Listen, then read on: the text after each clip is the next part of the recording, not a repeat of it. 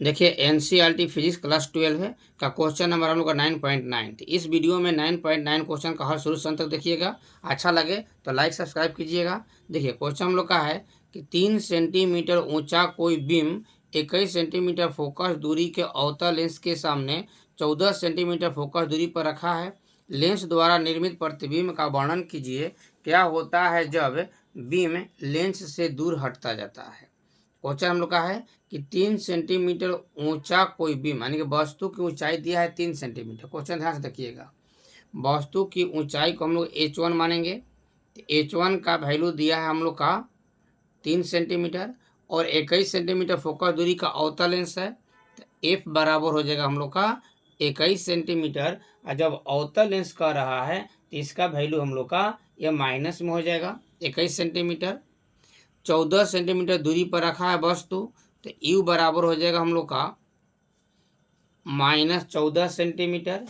अब कह रहा है कि लेंस द्वारा निर्मित प्रतिबिंब का वर्णन कीजिए, यानी कि भी निकालना है और भी निकालने के साथ साथ H2 भी निकालेंगे तब ना वर्णन करेंगे।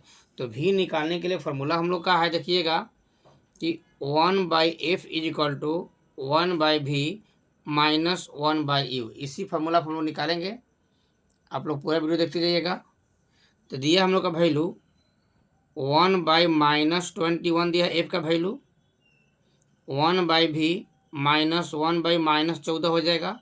यहाँ देखिएगा तो -1/21, यहाँ देखिए ध्यान से, ये माइनस माइनस प्लस हो जाएगा। आई प्लस को ए साइड में लाएंगे तो फिर माइनस हो जाएगा, यानी कि -1/14 हो जाएगा। बराबर कितना बचेगा 1/v। और 21 और 14 का एलसीएम लेंगे हम लोग, तो 21 और 14 का एलसीएम जो हो जाएगा हम लोग का वो 42 हो जाएगा। तो -2 प्लस हो जाएगा यहाँ पर हम लोग, सॉरी, -2 -3, यह -3 होगा, -3 है ना, बराबर 1/v। तो -5/42 बराबर 1/v हो जाएगा हम लोग का। यहाँ देख लीजिए ना, -2 -3 था, नीचे 42 हो गया, यानी कि -5/42/1/v हो जाएगा। तो v बराबर जब निकालेंगे तो 42/5 हो जाएगा माइनस में, ये v का वैल्यू हो गया, यानी कि इसको पॉइंट में लाएंगे तो -8.4 सेंटीमीटर आंसर एगो निकल गया। अब H2 निकालेंगे। H2 निकालने के लिए फॉर्मूला बताए हैं कि फॉर्मूला होता है हम लोग का कि H2/H1 is equal to V/U। इसी फार्मूला पर हम लोग H2 निकाल लेंगे। देखिएगा वैल्यू, अब तो H2 का वैल्यू कितना हम लोग का है निकालना है। H1 का वैल्यू है हम लोग का 3 है, ठीक है। अब V का वैल्यू कितना है -42/5, तो माइनस यहाँ कर दिए, यहाँ 42 हो गया और 5 यहाँ आ जाएगा। और नीचे U का वैल्यू कितना है, तो U का वैल्यू देखिए यहाँ पर -14 है। U का वैल्यू कितना है -14 है, तो यहाँ पर -14 कर देते हैं, ठीक है। तो ये माइनस और ये माइनस कैंसिल हो गया। अब ये कटाएंगे हम लोग, ठीक है।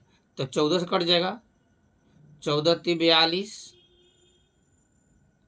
ठीक है। अब आगे चलेंगे तो इसमें से मल्टीप्लाई करेंगे तो हो जाएगा हम लोग का 5H2 इज इक्वल टू, इसमें से मल्टीप्लाई करेंगे तो हो जाएगा 9, यानी कि H2 इज इक्वल टू 9/5 हो जाएगा। H2 कितना हो जाएगा 9/5 हो जाएगा। अब इसको जब पॉइंट में लाएंगे तो हम लोग का हो जाएगा H2 इज इक्वल टू 5 गया एक बार में और 4×5 = 4, 1.8 सेंटीमीटर हो जाएगा, ठीक ना। अब कह रहा हम लोग क्वेश्चन में, यहाँ पर देखिएगा कि लेंस द्वारा निर्मित प्रतिबिंब का वर्णन कीजिए। तो प्रतिबिंब का वर्णन करना है तो देखिए यहाँ पर ये H1 का मान था 3 सेंटीमीटर और H2 का मान आ गया हम लोग का 1.8 सेंटीमीटर। तो प्रतिबिंब क्या है, छोटा है हम लोग का और प्लस है, ये भी ध्यान रखिएगा। यानी हम लोग कहेंगे कि प्रतिबिंब जो है वो छोटा बनता है, यानी कि लिख सकते हैं कि प्रतिबिंब छोटा बनता है। अब कह रहा है क्वेश्चन, फिर देखिए कि जब बीम लेंस से दूर हटता जाता है, तो जैसे जैसे हम लोग लेंस से दूर हटाएंगे, यहाँ फिगर समझ लीजिए इसके लिए, करा ना कि जब बीम लेंस से दूर हटता है तब क्या होता है, अवतल लेंस है। फिगर देखिएगा यहाँ पर ध्यान से, ये हम लोग का अवतल लेंस है। यहाँ फिगर देखिएगा, ये अवतल लेंस है। तो अवतल लेंस में प्रधान अक्ष हो गया, प्रकाशीय केंद्र हो गया, यहाँ एफ हो गया। यहाँ मान लो वस्तु हम रखे हैं, ऐसे किरण जाएगा, यहाँ से बाहर निकलता है और पीछे एफ पर आता है, और दूसरा किरण जो है ओ से होते हुए आगे जाता है, तो यहाँ प्रतिबिंब बना। अब वस्तु को मान लो यहाँ करते हैं, तो पहला किरण तो ऐसे जाएगा और दूसरा फिर ऐसे आएगा, यानी कि और एफ की ओर आएगा, और दूर करेंगे हम लोग तो फिर ऐसे आएगा, यानी कि और एफ की ओर आएगा।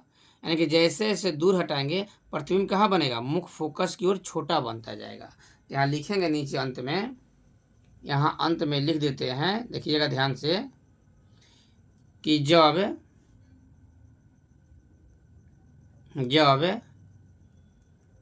बीम लेंस से दूर हटता जाता है, प्रतिबिंब मुख्य फोकस की ओर छोटा बनता जाता है। तो इस तरह से हम लोग क्वेश्चन नंबर 9.9 भी कंप्लीट हो गया। अब अगले वीडियो में आप लोग 9.10 देखिएगा। तो मेरा पूरा वीडियो देखते जाइएगा, प्रत्येक दिन एक और वीडियो आपको मिलता जाएगा। तो आप देखिएगा अगले वीडियो में 9.10 क्वेश्चन। ठीक है, अगले वीडियो में चलते हैं।